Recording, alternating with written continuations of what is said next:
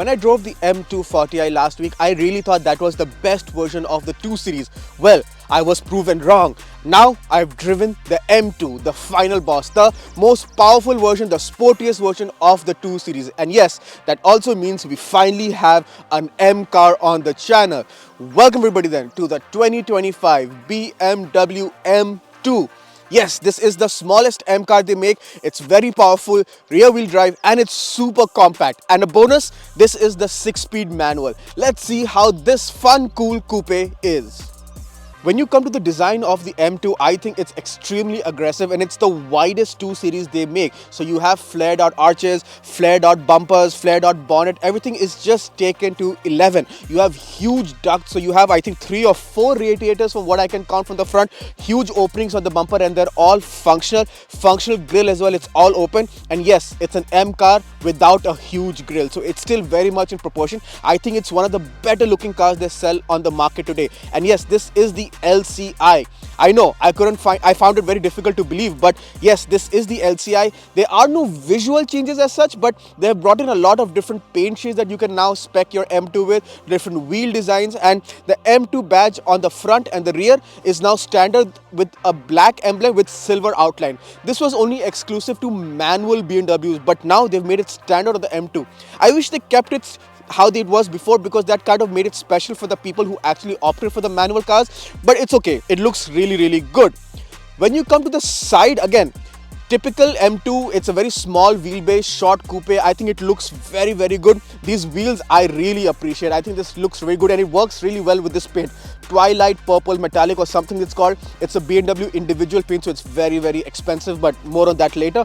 But yeah, just like the M240i, it's very compact, very nice, and it has a very nice 3-box silhouette, which I appreciate a lot. It's very flared out, so you have flared out door, the rocker panels, fenders, everything is just a bit more inflated because they have to accommodate all the M hardware. But yeah, overall, I think it looks really good and one of the best cars they make on sale right now.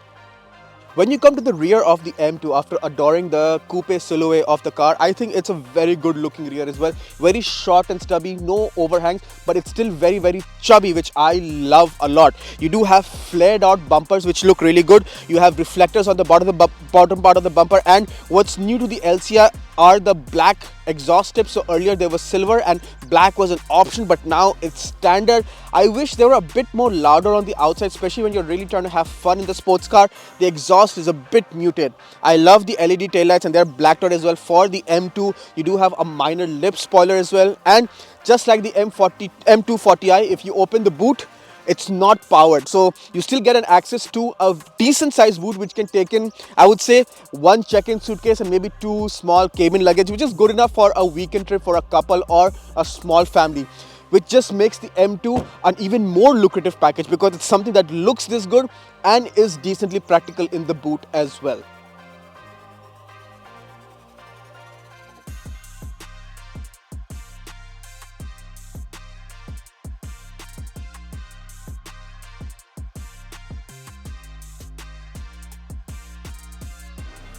I'm now on the inside of the M2, and just like the M240i, it's a lovely place to be, and it's a very typical BMW interior. So you do have the curved screen. Again, for the LCI, they've made it iDrive 8.5, and I really don't know what the difference is compared to iDrive 8, but I'm sure they have made some changes, software and hardware. So the touch response is really good, wireless CarPlay, all the AC controls are on the screen. Now that I've driven a handful of BMWs, I'm very comfortable and I know how to pair my phone in a jiffy and I can control the temperature. This car has the brushed aluminum finish. Again, this is all customizable, so if you do buy your M2, you can select what kind of trim you want on the inside. I like this trim a lot, but I would have preferred the carbon fiber trim than the M240i. It would have suited the sporty credential of the car much better. This is the 6-speed manual, so you do have a proper gear lever which feels really nice to hold. It's all leather wrapped. You do have M stitching on it as well. This is the new steering wheel for the LCI. You do have the M1 and M2 buttons, which is exclusive only to the real M cars, not the M Sport, M Lite, M240i. So it feels really good. The new steering is the build aluminum is part of the LCI package. And yeah, overall, it feels very nice. This does not have the optional carbon buckets, and I think that's a fine thing because the seats are very well padded, very well cushioned, so you can actually use this car on a day-to-day basis. Very comfortable for road trips as well. You do have these M lights as well on the door, which I like a lot, and they really glow at night on the door panel, so that adds a lot of cool features, elements to the interior. It really uplifts the ambience. But yeah, overall I really like the way it feels inside here for the price point. The rear, same story as the M240i. It's good, decent. 5'7", 5'8" people can fit in there comfortably, but I would say it can get claustrophobic for long journeys. So for within city, or maybe say within the GTA, 45 minutes to 1 hour drive can accommodate a 5'7", 5'8 person. But anything more than that, I would say reserve it for kids. Yes, it can take child seats as well, which is a bonus. No sunroof, because this has the carbon roof option, which is visible from the outside, and because of the black theme it does seem a bit dark, but it's okay, not a deal breaker for me, because that carbon roof does bring some sort of value to the overall car. But yeah, I've really enjoyed spending time on the inside of the new M2.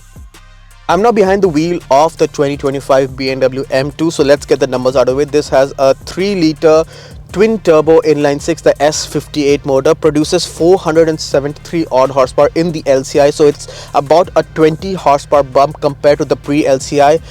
The manual has about 50 less Newton meters of torque compared to the automatic, so this has about 550 or 600, and the automatic has 50 Nm more. So let's see how this sports car drives. Slot it into first, and I can set it up, and I have it set up on the M1 and M2 according how I like it. So on M1 I have the car set up on just friendlier conditions, so I have everything in Sport Plus except the suspension, the steering, and it's really fast. It's a really fast car to drive. I absolutely love the way this car drives. Like, just the driving dynamics alone makes me understand why everybody wants this car in their garage, in the enthusiast circle. The M1, as I said, I've been daily driving with that mode. So as I said, everything's in sport. I can see it on the screen. So if I go to M1 configuration, everything in Sport Plus except the chassis and the brakes. If I put it into M2, everything is in sport, including the suspension, and you can feel it over a bumpy patch of road. The suspension adjustments, you can really feel it. And I would say that if you put the suspension in sport, it can get a bit too bumpy for daily Toronto roads driving. But if I put it back into M1, pulls from any gear, all the way to the red line, and you're way past the speed limit in no time. The engine is extremely punchy, torque all through the rev range. Even in city traffic, you don't have to drop down a gear if you're in bumper to bumper traffic. This can still work from, say, a second gear or a third gear, which is really nice. The shifter itself, so lots of people told me that the M2 shifter isn't the best in the market, but honestly I've not had any problems as well. I've not had a single misshift. Finding reverse is a little difficult at times, but overall it's very smooth, and I actually like it a lot. What I don't like as much is the clutch. So the clutch is a bit springy, it's a bit soft, and once you press the clutch and you let go, it doesn't come back as quickly. So quick shifting is a bit difficult, but I get it. It's very relaxed, very comfortable, and you can really have a lot of fun. The chassis is so balanced, so poised. The steering feel is a little vague, but it's very quick, and it does weigh up considerably in Sport Plus, so that's a bonus. But yeah, it just drives really well. It puts down the power really well, so it's only rear wheel drive, and having almost 480 horsepower, you would expect that it would be a handful, especially in damp, rainy conditions, which I have also driven this car in. But to your surprise and my surprise, not once did the traction control light flash on, because every time you throttled out of intersections or slow situations, the power was always there in a very usable way, and I think that makes this car much more practical on a day-to-day basis. So yeah, you can use this car and enjoy this car without having the feeling that the car is going to bite or trying to kill you, which is, I think, a great feeling to have. But yeah, it drives really well. The bonus is, if you drive it sanely and you're cruising on the highway, you can get up to 8, 9, maybe close to 10 liters per 100, which I think is very commendable for the kind of performance this car has. In the city, I've been getting about 15.5, 16 liters per 100, and that's on the higher side. But I have been driving the engine mode in Sport Plus, and because I want to hear the engine, the pops. Yes, this car does also have crackle and pops, and it is pumped in, but there are natural noises as well. And I think it's a little muted for my liking. If I were to buy this car, the only thing I would do is perhaps buy an aftermarket exhaust just to enhance the noise appeal of the car.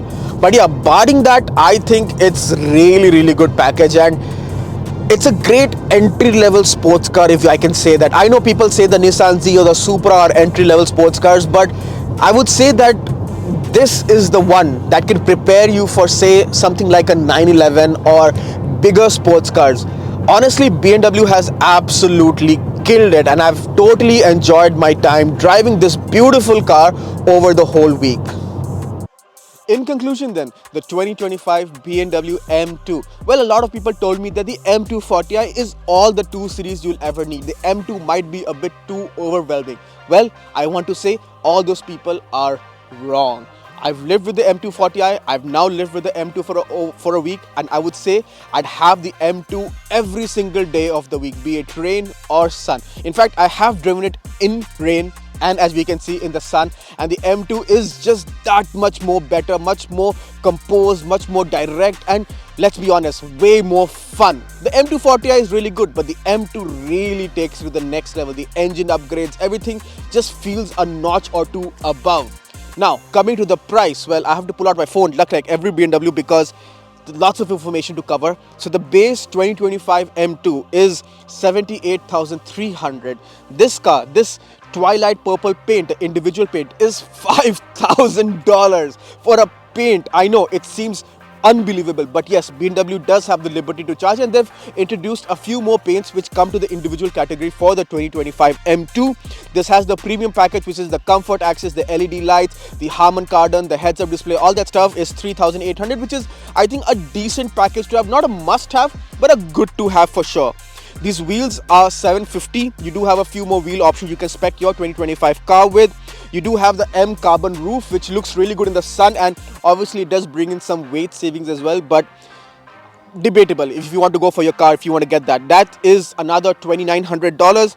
You do have the M red calipers, which is another 750, and the brushed aluminum trim inside is another 250. Overall, this brings the car to 91,800, which is definitely a lot of money. But if you're looking for a car that you can take it to the track, have a lot of fun on the twisty B roads and daily around, the M2 is one of the finest sports cars on sale in the market today. Honestly, I've had such a blast driving this vehicle, and may I say it, if I had the money right now, I would totally buy this, and I can see why enthusiasts all around the world are lapping up the new M2 and adding it to the garage, because it's just that very good.